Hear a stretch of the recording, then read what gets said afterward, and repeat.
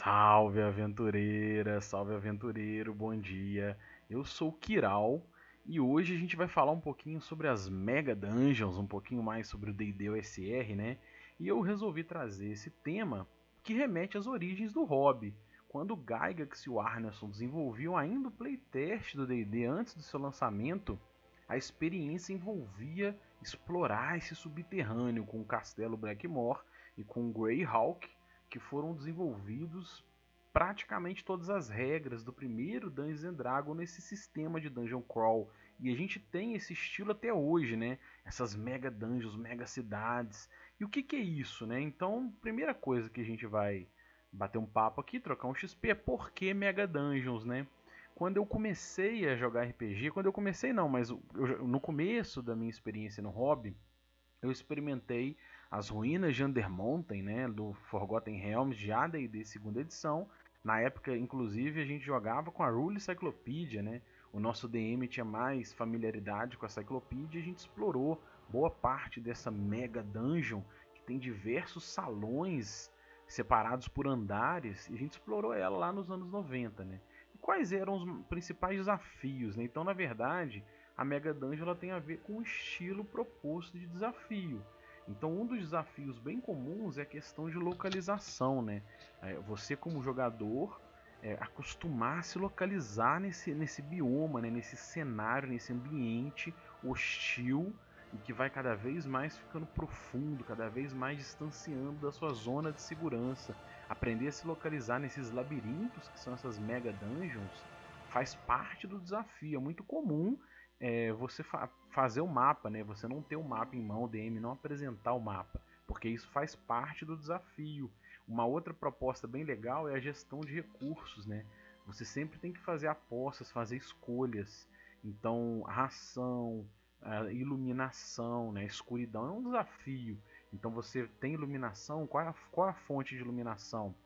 Você tem ração, você consegue tesouro, não consegue. Então essa gestão de recursos, ela é escolha difícil, ela faz parte das escolhas do estilo de jogo. Quando envolve essas explorações de Mega Dungeon, né? Isso é muito legal. E é uma aventura, é um modelo pautado em exploração, né? O ponto principal é exploração. Você vai passar o tempo todo explorando, aprendendo a se localizar, aprendendo a andar nesse mapa.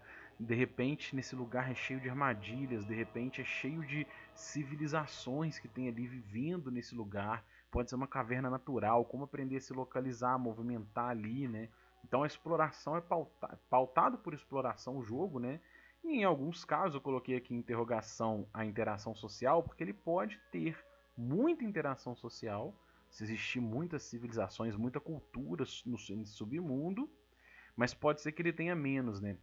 Eu mestrei uma Mega Dungeon que eu mesmo criei inspirada em Moria, né, nas minas de Moria, eu coloquei ilustração por isso. E a ideia era que um reino anão amaldiçoado caiu há eras atrás, esse reino estava selado. E recentemente se descobriram tesouros, né? Esse reino foi descoberto recentemente.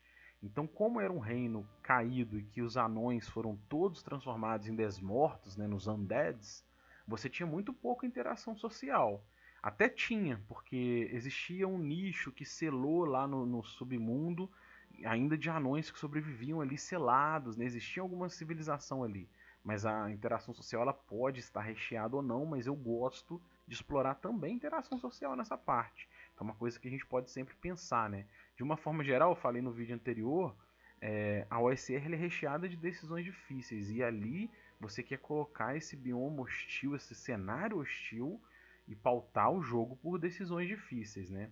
De uma forma geral, eu vou trazer aqui alguns pontos, tá? A gente tem que pensar na história. Eu trouxe aquele cenário, né? Aquela mega dungeon montada numa foto que eu achei na internet, bem legal. Mas a questão é, quando você pensar em propor uma proposta de jogo, né, baseada numa mega dungeon, eu acho que é importante você pensar em qual é a história. Qual é a história original, né? Qual é a história original dessa mega dungeon? Então, no caso que eu comentei de um reino anão, ele era um reino anão. Por que ele caiu, né? Qual foi a história que levou a essa civilização ruir? E se não for anão, e se for uma civilização de gigantes? Então, de repente, esses halls eles vão ser todos adaptados, vão ser todos criados para um gigante. Então, são mega portas, mega salões, né? tudo que tem ali dentro, mesas, cadeiras, os tronos, são tão gigantes. Então pensar nessa história original, né? E se fosse uma civilização de arcanos de outras eras, né, de eras atrás, que acabou colapsando e aí foi revelado recentemente? Como que era o comércio, né, desse reino arcano? Como que eram os objetos dele, a moeda? Tudo isso faz parte de um domínio, de um contexto para você entender essa Mega Dungeon, né? E a história atual? O que que trouxe agora a civilização a querer explorar ali, né? Os aventureiros a quererem entrar nessa Mega Dungeon? Que tipo de tesouro, que tipo de coisa interessante tem ali que vai trazer os ganchos para o jogo, né? Então aqui eu trouxe o exemplo da Montanha Solitária. O gancho era o quê? Os anões queriam resgatar um reino que pertencia a eles. Então a gente tem que pensar nisso, né? Quando você pensar numa Mega Dungeon, que tipo de tesouro vai trazer para o jogador um incentivo à aposta, né? A querer se arriscar aí cada vez mais nos confins dessa Mega Dungeon, dessa civilização perdida, né? Desses labirintos em busca de tesouros, confrontando criaturas desconhecidas. Então, que tipo de interesse tem ali? Eu acho isso muito legal, né? Uma outra coisa que não pode faltar, eu já falei em alguns vídeos, é escolher uma ferramenta certa para essa proposta de jogo. Eu comentei no vídeo anterior sobre a experiência por ouro, né, na D&D OSR, como o D&D BX ele é planejado porque ele é o D&D 0, né? Ele faz parte dessa engrenagem D&D 0, Basic do Holmes, que foi uma simplificação dele, veio o BX. Como que ele funciona, diversos retroclones dele, como o Ozzy, possuem ferramentas mecânicas no sistema que ajudam essa proposta, como a experiência por ouro, as regras de moral, a regra de fuga. Né? Então você tem um monte de coisa interligada para contratar auxiliares, mercenários, que vai envolver esse tipo de experiência num dungeon crawl para você explorar os confins do submundo, né? Eu comentei uma outra ferramenta que eu acho muito legal, né, que para mim foi excelente, foi a leitura do Veins of the Earth. Eu vou deixar o link aqui também, porque ela é uma ferramenta que ajuda muita gente a entender esse cenário absurdo que são as veias da Terra, né? Isso é muito legal também. Então, de uma forma geral, eu vou deixar aqui as dicas gerais, né?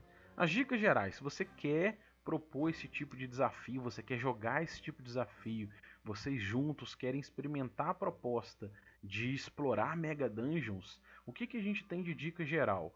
Então, a primeira delas é a gente conhecer a história, né? O DM principalmente, né? Qual é a história que está por trás dessa Mega Dungeon? O que tem em volta, né? Ali em volta tem vilarejos, tem é o limite do mundo, o limite do cenário conhecido, né? O limite do mundo conhecido e que está explorando esse limite. Qual é a história que está em volta dessa proposta para que o grupo, para que o jogador comece a alimentar desses rumores, porque é comum você ter rumores para alimentar isso, né? Uma outra coisa é dominar bem o mapa. Aqui eu trouxe o exemplo de um esboço do mapa, mas eu considero importante você entender bem esse mapa, porque parte do desafio legal é o jogador aprender a explorar e andar nesse mapa. Isso, e para você poder passar desafios, né, fazer um desafio com antecipação adequada e o jogador tomar decisões informadas em cima disso, é importante você conhecer o mapa, porque dominar o mapa faz parte do desafio, aprender a andar nesse mapa, né? E aí, para isso, você tem que ter um suporte de eventos. Porque quando você entende a história, entende o mapa, que tipo de eventos podem acontecer ali, né? Pode acontecer desmoronamentos, pode acontecer encontros aleatórios com criaturas. Os eventos podem estar relacionados com os recursos dos jogadores. De repente você pode determinar que a cada 30 minutos de jogo uma tocha se apaga. Faz parte. E em alguns momentos você pode determinar, tem jogo que faz isso, né? Determinar consumo de recurso, de ração, então, de beber água, porque isso faz parte do desafio. Normalmente, nesses desafios, a gestão de recursos é importante, os eventos fazem parte para apertar as decisões difíceis, né? Os jogadores fazerem decisões difíceis, eles fizerem barulho, né, andando de armadura, esse tipo de coisa, pode acionar esses eventos, né, acionar esses encontros aleatórios. Então você pensar em que tipo de evento ter esse suporte bem em mãos, porque isso faz parte da aposta, né? E uma outra pegada é dominar bem esse bioma.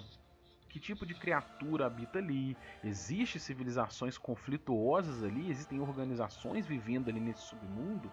Tem criatura bizarra, hostil, tem criatura inteligente? Que tipo de interações podem ter? Isso vai ajudar no evento, né? Vai te ajudar a pensar no mapa, lógico. Então tudo isso conectado vai criando uma forma muito mais lógica, muito mais orgânica, se você estiver criando a sua Mega Dungeon, ou se você estiver usando o material pronto, dominar isso ajuda a você propor desafios justos, né? Desafios bem informados para as decisões difíceis. Então essas são as principais dicas, né, das Mega Dungeons. Tudo é XP e o objetivo desse vídeo foi isso, trocar um pouquinho de XP desse estilo de jogo, né, que é muito legal. Eu sou encantado com esse estilo de jogo e a ideia do vídeo foi essa. Um abraço e até o próximo vídeo.